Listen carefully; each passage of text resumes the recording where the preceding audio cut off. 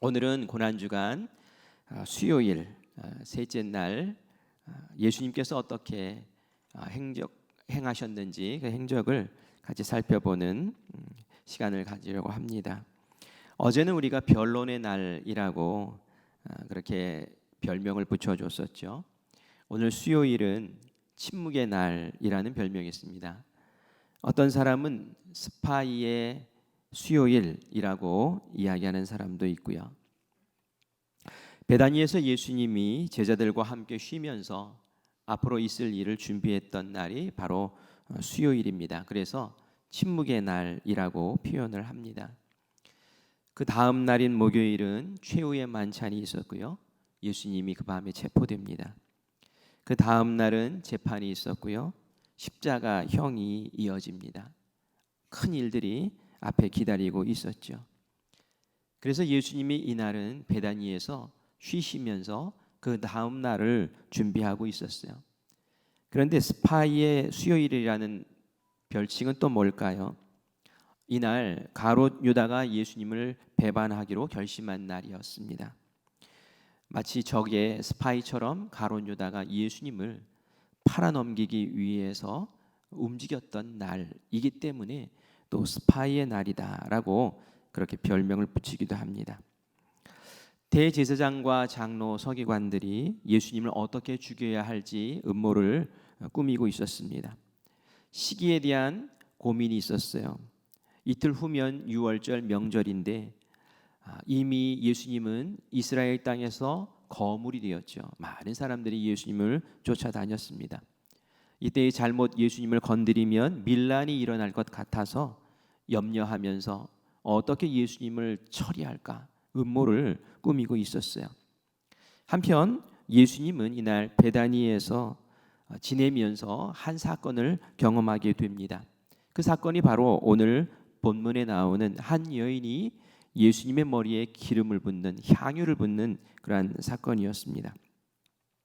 예수님이 베다니의 시몬 집에 있었다라고 표현하고 있습니다. 이 시몬은 나병 환자다라고 그렇게 앞에 설명이 달려 있죠. 보통 예수님이 베다니에서 쉬실 때에는 우리가 잘 아는 마리아 또 마르다 나사로 사랑하는 이의 집에서 머물고 그곳에서 안식을 취하곤 했습니다. 그런데 이날은 시몬의 집에 초청을 받았던 것 같아요. 그런데 어떻게 나병 환자가 이 집에서 예수님을 초청했을까라는 그런 생각이 드는데요. 상식적으로 생각할 때에 나병 환자는 격리되어서 살잖아요. 그래서 이 나병 환자 시몬이라고 표현한 것은 과거에 병자였다가 예수님으로부터 치유를 받아서 나음을 입은 사람이구나라는 것을 짐작하게 하죠. 이 시몬이 예수님에게 너무너무 감사한 것이 있었기에 예수님을 자신의 집으로 초청했던 거죠. 예수님과 제자들이 한창 식사를 하던 때였습니다. 한 여인이 살그머니 예수님 곁으로 다가옵니다. 그러더니 품에서 무언가를 꺼내서 예수님의 머리에 붓습니다. 성경 말씀에 나오는 그 원어를 살펴보면은 그냥 머리에 붓는 게 아니라 머리부터 몸까지 쭉 훑어서 붓는 것을 이야기하는 거예요. 그 집안은 순식간에 향기로 가득 채워집니다. 예수님의 머리에 그냥 기름이 아니라 아주 향기로운 기름을 부었다라는 것을 모든 사람들이 알고 깜짝 놀라지요. 그 당시에도 유대 풍습에 따르면 집에 귀한 손님이 왔을 때는 향유를 이렇게 뿌려주는 그러한 일이 있었다고 해요. 그런데 이렇게 들이붓지는 않았대요. 그냥 목에 향유를 이렇게 발라주는 정도죠. 그래서 마치 향수 뿌리듯이 그렇게 착 뿌려주는 거예요. 여러분 집에서 향수를 뚜껑을 열어가지고 들이붓는 사람이 있습니까? 그렇게 하는 사람 없잖아요. 그 집안에 있었던 모든 사람들이 이 여인의 행동을 보면서 깜짝 놀란 거예요. 이 상황을 도대체 어떻게 이해하는가? 제자들은 제일 먼저 이 상황에 대해서 반응을 합니다. 그런데 제자들이 어떻게 반응했습니까? 성경에 보니까 분개했다라고 나옵니다. 우리 8절과 9절 말씀을 같이 읽겠습니다. 제자들이 보고 분개하여 이르되 무슨 의도로 이것을 허비하느냐? 이것을 비싼 값에 팔아 가난한 자들에게 줄 수 있었겠도다 하거늘. 아멘. 아멘. 그래요. 제자들이 분개했어요. 분해서 화를 냈다는 얘기예요. 왜 분해서 화를 냈습니까? 그것은 이 비싼 향유를 허비하고 낭비한 것처럼 제자들은 보았기 때문에 그런 것이죠. 이 향유를 비싼 값에 팔아서 돈으로 바꾼 후에 그 주변에 있는 가난한 이웃들을 위해서 구제하는 데 사용하면은 훨씬 좋을 텐데 지금 왜 이렇게 그 향유를 예수님에게 들이붓느냐는 거예요. 미친 거 아니냐는 거예요. 제자들의 말이 틀린 말입니까? 이 마가복음에 나오는 이 향유, 우리가 이제 읽은 말씀에 나오는 이 향유라고만 표현되어 있는데 원래 이 향유의 이름은 나드 향이라고 표현을 하고 있어요.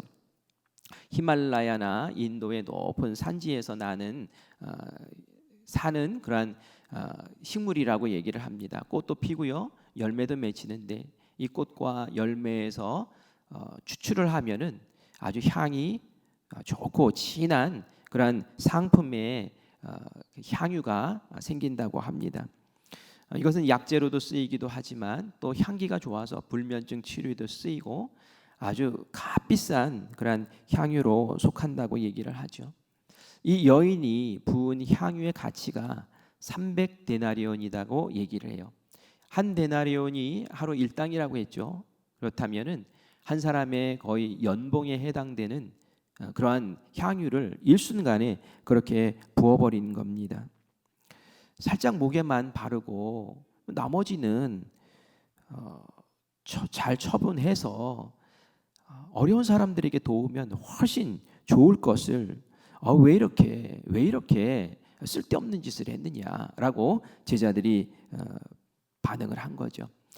여러분들은 어떻게 생각하세요? 제자들의 반응 충분히 이해되지 않습니까? 그럴 수 있지, 그렇지, 맞아, 이런 생각이 든단 말이에요. 이런 공격을 받은 여인이 얼마나 당황했겠습니까? 그런데 예수님은 이 여인을 두둔하시는 것을 말씀을 통해서 봅니다. 예수님은 이 여인에게 어떻게 반응하셨는지 우리 10절, 11절, 12절 말씀을 천천히 읽어보겠습니다. 예수께서 아시고 그들에게 이르시되 너희가 어찌하여 이 여자를 괴롭게 하느냐? 그가 내게 좋은 일을 하였느니라. 가난한 자들은 항상 너희와 함께 있거니와 나는 항상 함께 있지 아니하리라. 이 여자가 내 몸에 이 향유를 부은 것은 내 장례를 위하여 함이니라. 아멘. 예수님은 이 여인의 행위에 대해서 금방 이해를 하셨어요. 제자들은 이해를 못하겠다 하지만 예수님은 이해를 하시는 거예요. 그래서 제자들에게 이 여인을 괴롭히지 말라고, 너희들 왜 이 여인을 괴롭히느냐, 알지도 못하면서 왜 이렇게 떠드느냐라는 거예요. 이 여인은 나에게 좋은 일을 했다, 나에게 유익한 일을 했다. 예수님은 이 여인의 행위에 대해서 제자들과 다른 관점으로 바라보고 이해하셨다라는 것 우리가 알 수 있겠죠. 도대체 예수님이 어떻게 이해를 하셨을까요? 예수님 말씀하셨죠. 예수님이 구제를 가볍게 여기지긴 않으셨어요. 가난한 자들 무시한 것 아니에요. 그런데 이렇게 얘기하시죠. 가난한 자들은 너희들과 항상 함께 있다. 너희들 주변에는 늘 가난한 이들이 있을 거야. 그들을 구제할 일은 너희들에게 계속 있을 거야. 그런데 이 여인이 나에게 이 향유를 부은 것은 나의 장례를 준비하기 위한 거야. 나는 이제 너희 곁을 떠나서 이제 십자가를 지고 내가 죽어서 너희 곁을 떠날 거야. 너희들과 만날 수 있는 시간은 이제 얼마 남지 않았어. 가난한 이들은 너희 곁에 항상 있겠지만 나는 너희들과 함께 있을 시간이 별로 없어. 이 여인은 그것을 알고 나에게 가장 소중한 일을, 장례를 준비하는 일을 했다라고 그렇게 표현하고 있는 것이죠. 당시 장례 관습에는 고인의 시신에 향유를 발라 시신이 부패하는 냄새를 가려주었습니다. 이것이 고인에 대한 존경이었고 고인에 대한 보살핌의 표현이었죠. 제자들은 예수님이 그렇게 여러 차례 내가 고난받고 십자가에 죽을 것이고 부활할 것이다 라는 그런 예고를 수차례 했는데 제자들은 그것을 새겨듣지를 않았어요. 하지만 이 여인은 다가올 죽음에 대해서 이렇게 미리 준비했던 것이죠. 예수님은 이 여인의 행위를 그렇게 이해한 거예요. 근데 저는 이 말씀을 보면서 정말 이 여인이 정말 예수님의 장례를 준비하는 마음으로 그렇게 기름을 부었을까? 아니면 예수님이 이 여인의 행위를 좋게 해석을 해주신 것인가? 그런 말 있잖아요. 꿈보다 해몽이 좋다는 얘기 있잖아요. 그런 생각도 잠깐 들더라고요. 그런데 말이죠.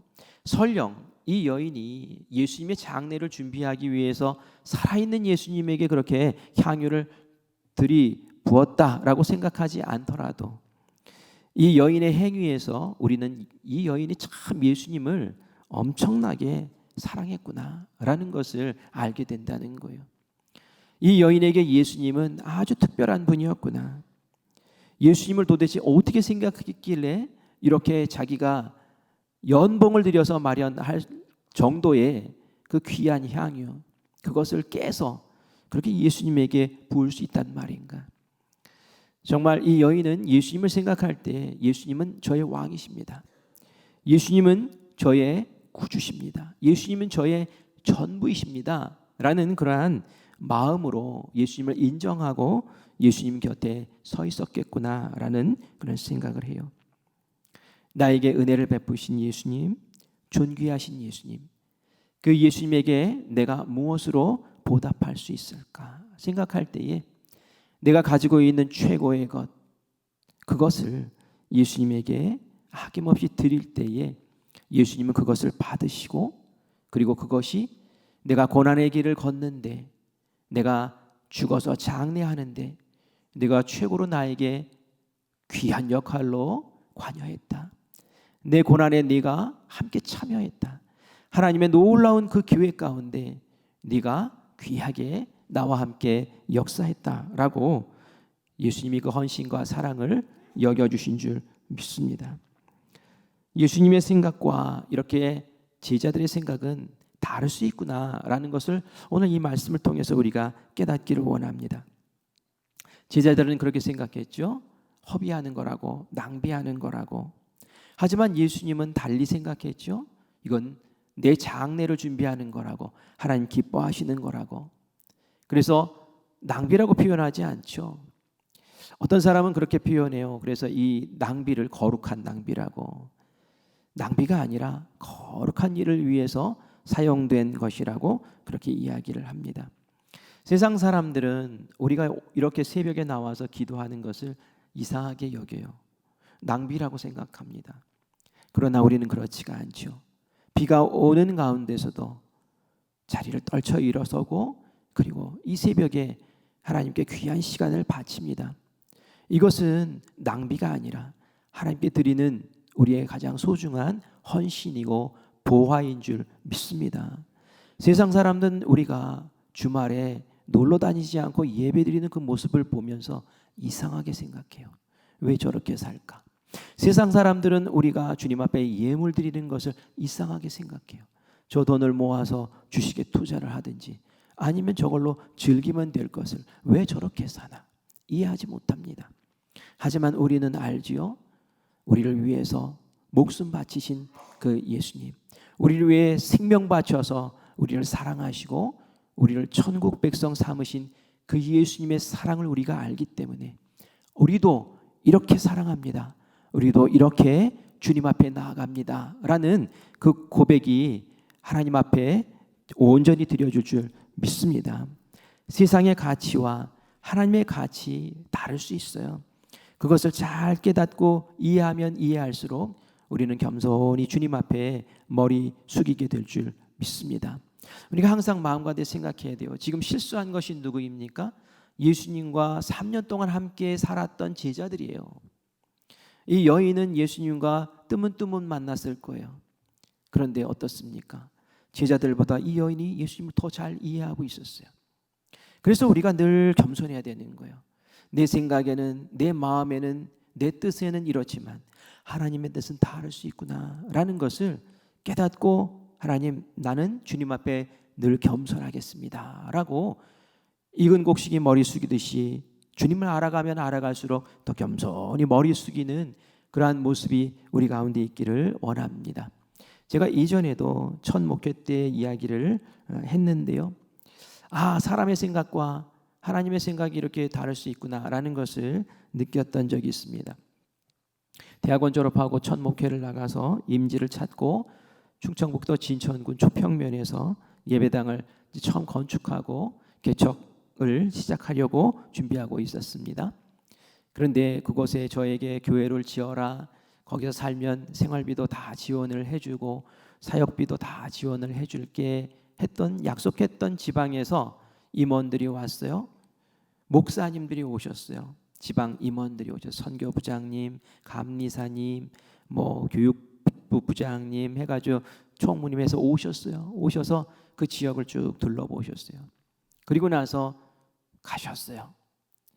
저에게 감리사님이 전화를 하셨어요. 미안한데 계획했던 것들 취소하기로 했다라고 얘기를 하시는 거예요. 눈앞이 깜깜하더라고요. 왜요? 왜 취소하셨습니까? 그랬더니 그 마을은 아무리 보아도 가구 수가 너무 적어서 거기에 교회를 세우면 평생 미자립 교회 될 것 같다는 거예요.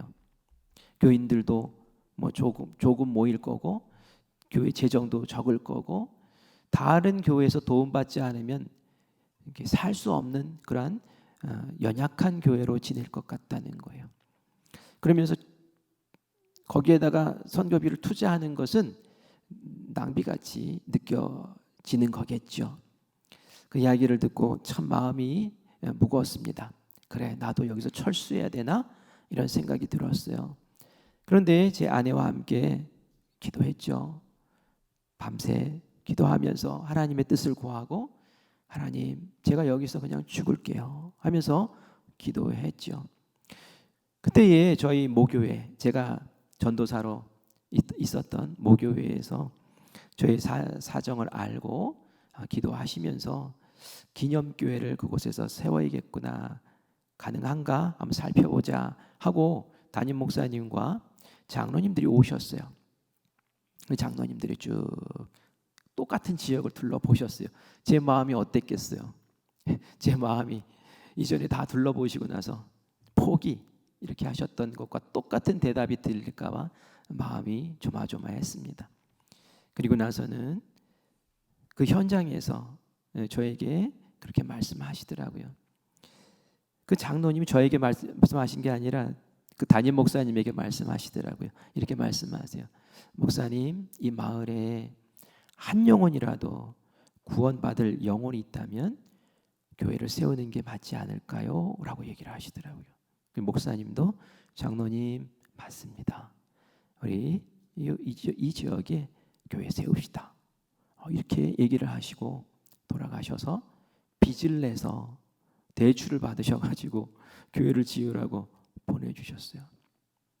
얼마나 감사한지. 돈을 보내주셔서 감사한 게 아니라 똑같은 상황과 형편을 보고 어떻게 이렇게 다른 마음을 가지실까라는 것이 저에게는 너무 충격이었고 은혜였어요. 똑같은 상황을 보고 여기는 세워봐야 미자립, 이제 계산을 한 거죠. 경험으로 계산을 한 거죠.